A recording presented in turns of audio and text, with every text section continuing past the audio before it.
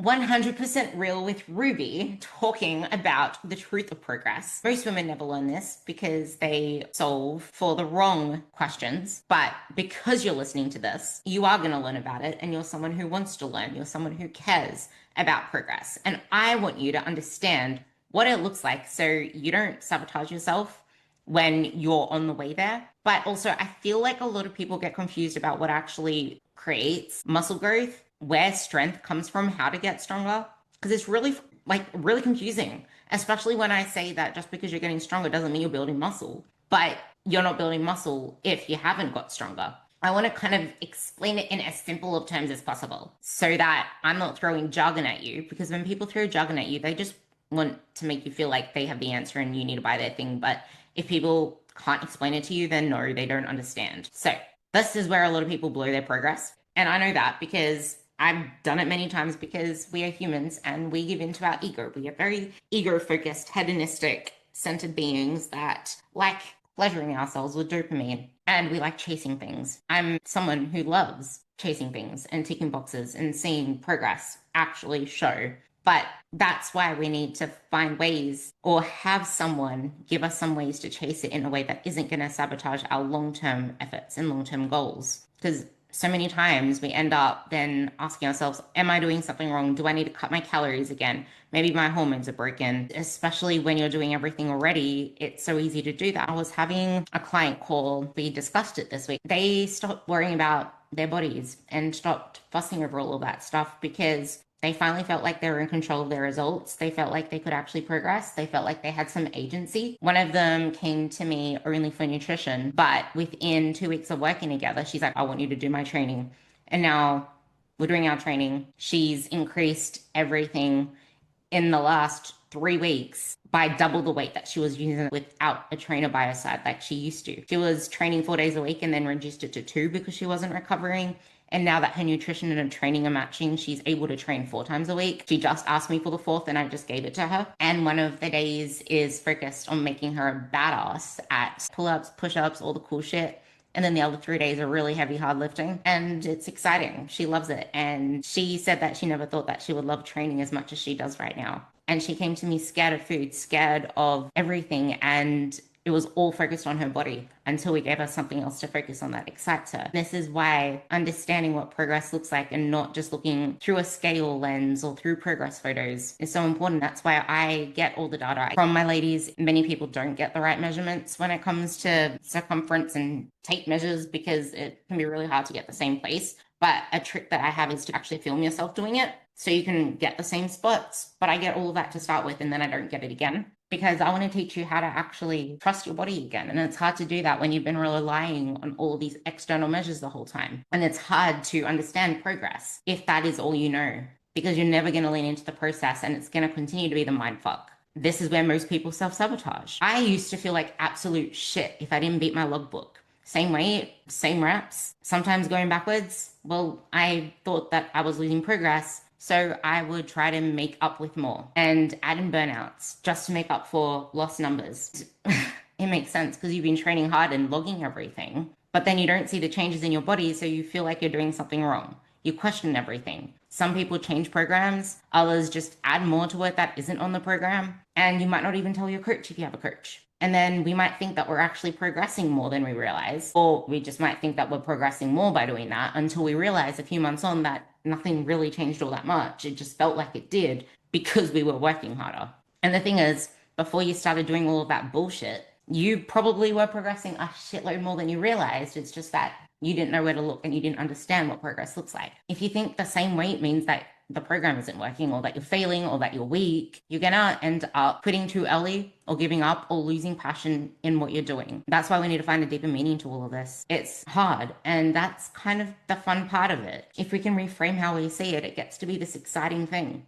It gets to be this project that we work on instead of making our bodies the project. Our bodies change in the background, because it's really difficult to change food habits because food is not about just food, whereas training is just about the training. Food is deeper than that. The biggest pivot in my business came when I did a course on food psychology and on psychology itself. And it was a whole week's worth of a workshop down in Melbourne. We did all these different therapy types, understanding where these different routes to food came. And that's why food is so difficult. And if you just try to focus on the food, you're never going to fix anything.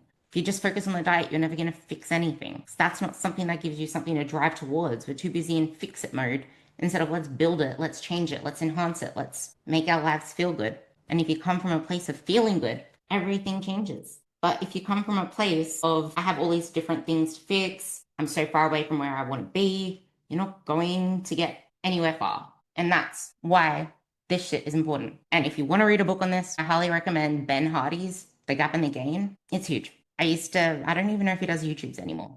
Back when I had the patience to sit through YouTube videos, I used to watch his YouTube videos a lot. He's great. And back before she became someone that just talks about business, if you want to go through her podcasts, I would go into the settings and listen from the oldest to the newest. But someone called Laurie Harder, if you want the links to these things, just shoot me a message on Instagram. Honestly, I respond to everybody, literally everybody. Sometimes I might take a day or 2 days, but I will always get back to you. It's just that I say I'll reply in a couple of hours and then I end up kind of forgetting about my phone because I don't like living on my phone all that much. I'm trying to use my phone more.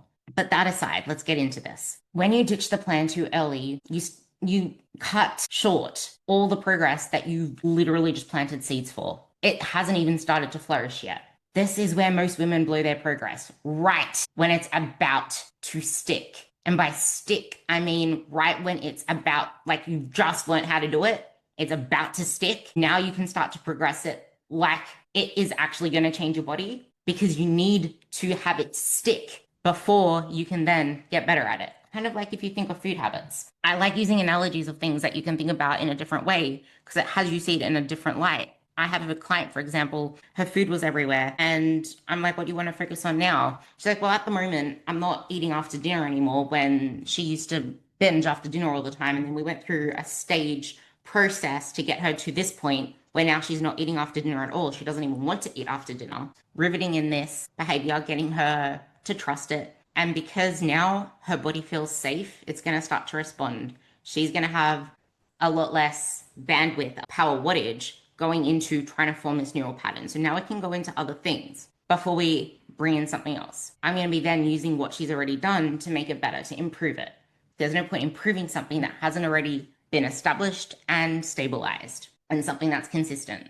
That's what we want to do first. I used to obsess over week-to-week numbers. I used to obsess over all of that stuff. And when I wasn't progressing, I used to beat myself up for it. When I had a bad session, I used to beat myself up for it. If I felt weak, I used to whine and complain and say, I feel so weak, blah, blah, blah, blah, blah. I never wanted to let go of my nutrition. I wanted to hold the reins over everything there because I didn't trust anyone. I didn't trust my body. And as much as I didn't want someone to increase my calories. So I would not give them over the reins. I would not let them take over that. I always end up going on tangents, but this is all related to progress. We are so used to seeing progress in one way. And for me, it's because I didn't understand all of this that I was clutching on so tight to not losing it. But if you, even with your training, if you're so scared to let go of that 6th day, if you feel like if you let go of anything else, then you're going to go backwards. You're not going to be able to do as much stimulus. You don't trust the plan that you're on. You're not going to hire the coach, and you're going to hold yourself back because you don't trust letting that go.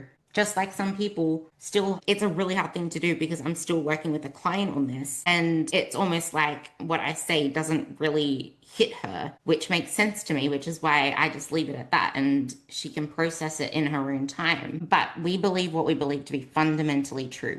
We can never see it another way, which is impossible. If you can't at least see the opposite argument to what you could be saying, then that's when you know that you're in a fixed position that's completely emotionally influenced, because there has to be other alternatives to it. It might just be that yours is a better alternative if your case wins. So there's that. You can be getting stronger without building muscle. Progress doesn't just mean more weight. Both truths can coexist. So you can be increasing weight and not progressing, or you can be progressing without the weight going up. And as I mentioned, there are 6, I think I said 7, but there are 6 different adaptations that can increase your strength, but only one of them actually builds muscle tissue.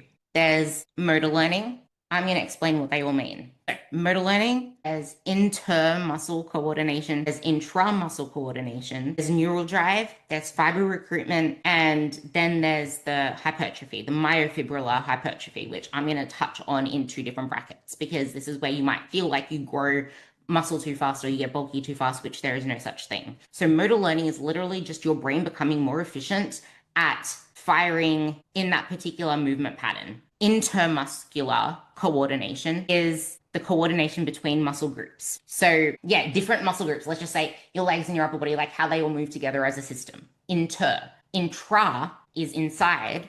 That's the motor units within the actual muscle fiber, them getting used to firing together. So the brain becoming more efficient is motor learning. And then there's the intra, which is motor units within that muscle group.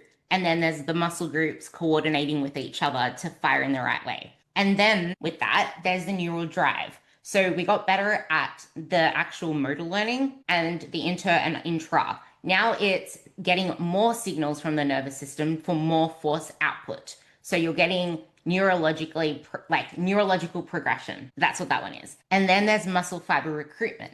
And this is where a lot of people get tripped up because we need to recruit all of the muscle fibers, the smaller ones and the larger ones. Like we want to recruit as much as possible. The type 2 muscle fibers are the ones that are more responsive to the effective reps. So once you get into the effective rep range, that's what's going to be recruited. Like once the other ones, the lower threshold units are recruited and then they're kind of tapped out, then we're going to need to recruit more and more to lift that load as you get into the effective range, except most people never really get into that because once they fatigue at that halfway point, they just give up. And that's why getting better at heavier loads between the 6 to 8 rep range or even the 4 to 6 rep range in sometimes, that's what's going to get you better at recruiting those particular muscle fibers. But it takes skill, it takes practice, and this is why you can't change your programs regularly. I went through that on the last solo podcast. And then there's the hypertrophy, muscle building, muscle growing. There are 2 different types. There's a sarcoplasm, which is you feeling like you're getting bulky. That's bulky muscle.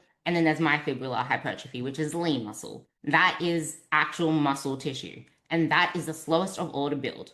You can grow quite a lot within your first year. And by quite a lot, I mean 2, 3, 4 kilos in that year. Like that is the most likely if you have everything under par. Like this is before perimenopause. If you're in perimenopause, it will be a fight to get 4 kilos. It is really hard. Like after the first year, you'll be lucky to even get 2 kilos after that because muscle growth is really freaking slow. The majority of people on average only build about max. I got my numbers. Yes. So about 4 kilos, 5 kilos max in the year. And then in your second year, you'll be lucky to even gain 2, maybe 3 kilos. And then after that, you'll be lucky to even gain an extra kilo, like very lucky to gain an extra kilo over a year. That is how freaking slow muscle growth is. It is slow. And then after your 3rd year, it's not even worth calculating. Like you're fighting for that muscle growth. That is why it is absolutely insane and ridiculous to believe that you're going to get bulky. It is so hard. Within your first year, yeah, okay, cool. But muscle is lean. That is going to make you so metabolic. Like imagine if you put the first 2 years of the best time to build muscle to go all into it without dieting. Because after your 2nd year, it's going to become slower because you're already neurologically and muscularly efficient. Like this is proper training. Like if you've already been training all these times and it's like, well, what's the point? Well, you haven't been training properly. You can actually do this. Give yourself 1 to 2 years of eating and maintenance minimum, maybe a slight surplus and going all into muscle growth because you can lose that 6 kilos, 4 to 6 kilos. Let's just say 4 to 5 because that's the majority. 4 to 5 kilos in a year if you're doing everything right and in a slight surplus. First year, 4 to 5 kilos. You can lose 4 to 5 kilos of fat in less than 12 weeks if you do this process right, depending on your starting point too. This is why we need to understand the nature of progress. And it is really freaking slow. We need to get used to that. So that's the hypertrophy part. Fibrillar plus sarcoplasmic. Don't get confused with sarcoplasmic hypertrophy because that's going to happen. That's bulky muscle, but it's not fat and it's not muscle. It's neither of those. So it's something you don't need to worry about. We need to be okay with that. Stop judging your progress on the loudest metric. Judge it by the most accurate metric. So the lattice metric, yes, I know, the scale, progress photos, blah, blah, blah, but you're not going to see it on those lattice metrics. Just because you can measure with it or just because you can measure it doesn't mean it's worth measuring. Now, On that same note, that is exactly why you can get stronger. You can still get stronger when you're cutting weight. You can still get stronger in a deficit, but you're not building muscle. That's the very reason why, because it's one of the other five there. And that's exactly why also you do not want to change your program in a deficit, because you want that recoverability and you want to at least be trying to keep muscle. And it's hard to keep muscle if you're always changing the program and not properly sending a progressive stimulus to that muscle to stay there. So you want to keep at least 4 to 6 weeks of consistent training before you enter a fat loss phase. This is why you don't change your programs all that much. Like, people do things so randomly. Make sure that you've given yourself 4 to 6 weeks on a program before you enter a deficit. And then that deficit for 6 to 8 weeks, 12 weeks maximum on that same program. Because the main goal is to keep muscle and do everything you can to build muscle, even if you're not technically building muscle. That is the best place to do that. The only time you will change your program is if your program is already ridiculous and it needs fixing. Because too many people are doing too much of ineffective work that it's just burning you out. And don't go adding cardio on top of that. Don't go adding cardio just because you're starting a cut. Things need to be strategically planned in. If you're going to take away from your recovery resources, you're going to lose muscle. And that's where most people also sabotage themselves. So that part with the changing programs, that part with the adding in cardio randomly. But I feel like the boredom isn't because of the program. The boredom is because you feel like it's not working. The boredom is because you feel like you're failing. Boredom is because you feel like you're weak. You can't progress. Like something's wrong. Like that's just not understanding progress. Because if you understood progress, I don't think there'll be that much boredom there. We can find other ways to be excited about it. We need to find other ways to be excited about it. Because like people would argue, yeah, but you're supposed to enjoy what you're doing, have fun with what you're doing. Well, whoop-de-doo. Aren't results exciting enough as it is? Don't you want results? Don't let emotions dictate the plan. Have things that excite you in with it. That's why I always say, have the majority of what you need, but have an icing of what you want. Kind of a cake, an icing of what you want. So yeah, I think my quotable for that is going to be women are like this. Women don't get bored of the plan. Women don't get bored of the plan. I said they get bored of feeling like they're failing, but I think I'm going to change that to you don't get bored of the plan. You get bored of feeling like you suck, or you get bored of feeling like you're weak and it's not working. That's my quotable. So think of that next time. It's like, I won't get bored if I get results. I just need to push through this hard, and I need someone to teach me what progress actually looks like. Because that is the most important part there. Don't sabotage yourself because of this. Don't sabotage by changing your plan, especially when you're in a deficit. And this is why understanding what progress looks like with calories is so important as well, because if you're always dieting, then what the hell are you doing with your training? Your food and your training are never matching each other because they're always so random. Now, what does progress actually look like? Like I mentioned, it comes fast to start with, but then it slows down. And that's what we need to get used to. We can start to embrace the fact that we are doing reps better. This is where filming your lifts can come in really handy. Cleaner bracing, better tempo, you're controlling it more. You're using less momentum, you're connecting to the movement more, you're initiating with the right muscles. You finally feel your lats. Things move tighter. There are so many other ways to progress in that sense. It is so easy to feel like you need to be maxing out all the time, otherwise it's not going to work. But this is where I should apologize, because I've sent this message without meaning to by saying fail your squats, fail this, fail the other. But my failing of the squats was technical failure because I was in the lower rep range. Like I was doing 1 to 5 reps when I was always failing my squats. That's a completely different failure than taking something to true failure for hypertrophy. You don't want to fail your squats. You don't want to fail your deadlifts. Most of the time you want to be doing sub-max weight. And that's what I'm doing all the time now. I just had a period of really pushing that to see where I can push my squat up to. And it worked for that period of time. And then I had to periodize and pull it all the way back. But then I ended up getting my squats taken away from me for a different reason. Never doing that again. I'm back to them and I'm keeping them for good. You want to train like a bodybuilder, not like a powerlifter. But you do want some powerlifting elements to it at front because you want to get better at those skills. So, power builder. Progress isn't just the set, it's how you show up to every rep within that set. So make sure you film your reps and watch them over the course of the set in between your sets. What we need to understand is that mastery comes from getting better at the basics. when you stop looking for fast results, when you stop looking for dopamine hits, when you stop looking for the next best thing because you feel like what you're doing isn't working. But it's really hard to trust that when you've never really understood what it working looks like, or you measure the wrong things. So it's hard to know what's working when the measurements aren't the measurements for the results that you want, so to speak. We want to do the basics on repeat. That's the goal. That's the goal. I built my best physique by doing the basics better than anyone else. That's a good quote that you can tell yourself, because that's what I tell myself all the time. I'm building my physique because I'm just getting better at the basics and trying to get better at them than anyone else. And it's true. Because when you look around, so many people aren't doing the basic exercises properly. They're not executing them properly. The people that actually have really good form, like when I watch people's stories and when I watch other coaches' stories sharing their clients that are lifting, it is so easy for you to say, oh my God, I want that coach because that client looks amazing. You're looking at the wrong thing. Look at how she's training. All of the coaches, like, I'm like, no wonder. Because so many people sign up with coaches because their clients look amazing, but it's got nothing to do with that per se. It's got to do with the way that they're training. It's got nothing to do with some special program. It's got to do with the way that they use that program. Yes, you need a really good coach to give you a really good program, but it means nothing if you're not executing it as well as these other people. Look for the right things, because chasing the things that we think gets results is what keeps us stuck.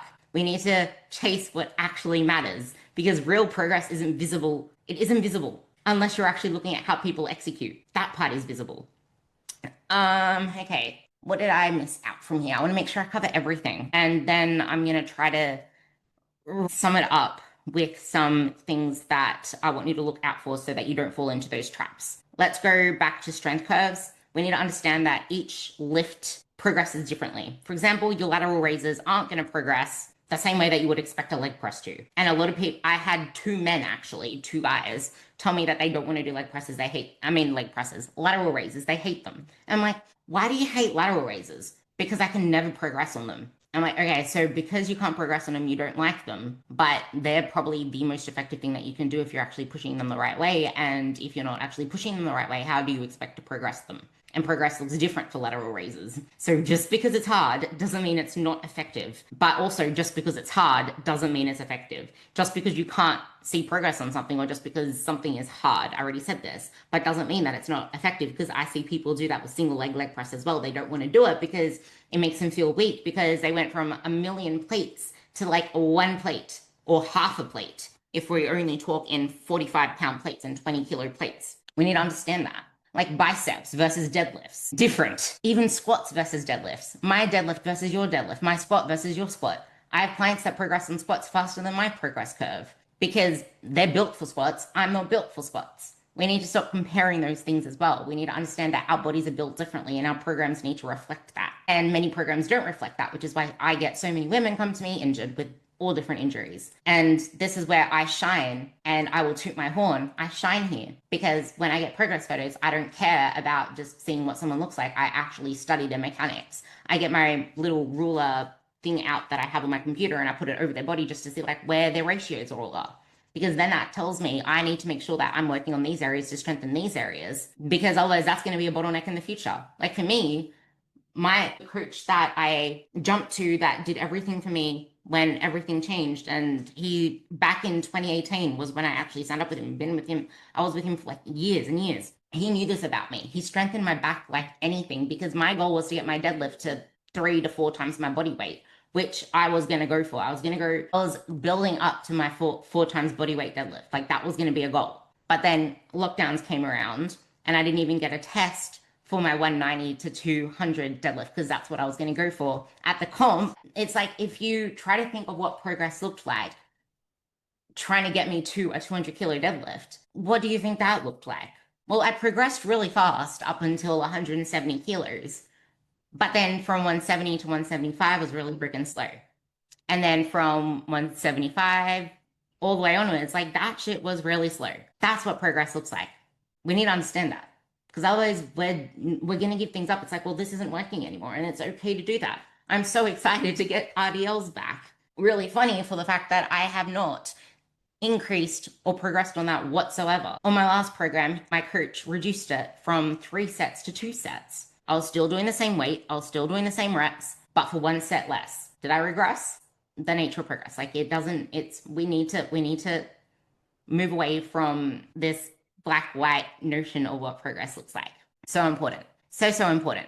I could go on about all different other normal, slower increases, etc. But we just, as long as you understand that, I think that covers, like you can apply that to anything. And I've been hopping on about intensity all the time, but we cannot forget that intensity doesn't mean that it is effective, because we can feel like we're doing things really intense, but it doesn't mean that it's, number one, actually targeting the muscle tissue. Number two, we're actually completing the reps, because so many people half squat, etc. I can go on. So many people don't actually have the right mechanics, the right hinging, the right bracing, and it can still feel really freaking hard, but it doesn't mean it's working. Like there's so many people at my gym that continually add load over each set for their squats, but every single one of those sets was like a quarter set, a quarter rep. And so many times I want to butt in, not for the quarter rep, but because I feel like they're going to hurt themselves because of how they are on their feet. They're wobbly about everywhere wearing shoes. And I'm just like, I've seen so many people blow their knees. This is why it counts to get a coach. Like you're doing shit that needs to be addressed. And I feel like that's why a lot of people also avoid a lot of these movements, because they don't want to get injured. You won't get injured if you do it right. There's such a tiny risk of injury in the gym. And in what you do in the gym helps you come back from injury more than anything. That's something to keep in mind. So important. Most of the injury happens outside of the gym. And that's why a really good program is there to bulletproof you. And sometimes when you get niggles and injuries, it's a good thing to get them earlier on, because then that kind of tells us, okay, well, you're weak here. We need to strengthen it so that it doesn't become an issue in the future. So that being said, track the progress that actually matters. Be okay to let go of old metrics, which is really hard to do when that's all you've learned. And it's like something that you've grown up around, were brought up on. Make the data personal. Write notes. What did it feel like? Rate your sessions, not just with the numbers. You need to put your awareness into those books. That is why I hate the training apps that you can't write notes on what those things feel like and look like and anything else that you want to add in there. A lot of apps don't do that. I think once we start to see things from that scheme, that this is all about just compounding things, we just need to be okay with the emotional side of slow progress. And if you're feeling puffy, if you feel like you're gaining too much fat or getting bulky too quickly, instead of thinking that you need to cut your calories back or cut your intensity back or whatever it is, think of anything that could be contributing to it. What's your sleep like? What's your period like? What emotions are going on? Have you felt out of control of your nutrition? I have a client that I thought progressed more than anything. And then I had 2 weeks of her just like, whoa, what's going on? And and then kind of, if I didn't have to react to it, I just addressed what actually needed addressing, which weren't the body image issues. It was the fact that she was traveling these 2 weeks and felt out of control of her food. So it made very, very logical. A lot of us can't put those pieces together. We think it's a problem with our body, and then we end up doing things that keep us trapped in a cycle. This is why it really does count to get a coach. If you're tired of feeling stuck despite all of this, I coach women just like you who want to see their results and they want to train like it matters. Maybe not at first. It's just like whatever. But once they realize how good it feels and how empowering it can be and how little they can actually get away with in the gym versus having to smash themselves with all these things that aren't really all that effective. Like I had a client come to me saying, I love the fact that you said form failure. I'm like, what do you mean? She's like, because I can't imagine taking every single thing the whole way through the session to failure, because that's what I had to do last time. But there were so many exercises and I was just exhausted. And that's why she didn't go to the gym for quite a while, because it wasn't like she just couldn't. But I hope this helps. I know that you haven't been taught what to look for. So now you know. I want to know, what wins have you been missing and where did you get the meaning of progress wrong? Shoot me a message on Instagram if you're ready to understand this. If you want someone who actually teaches you this stuff instead of just giving you a new plan. I hope this helps.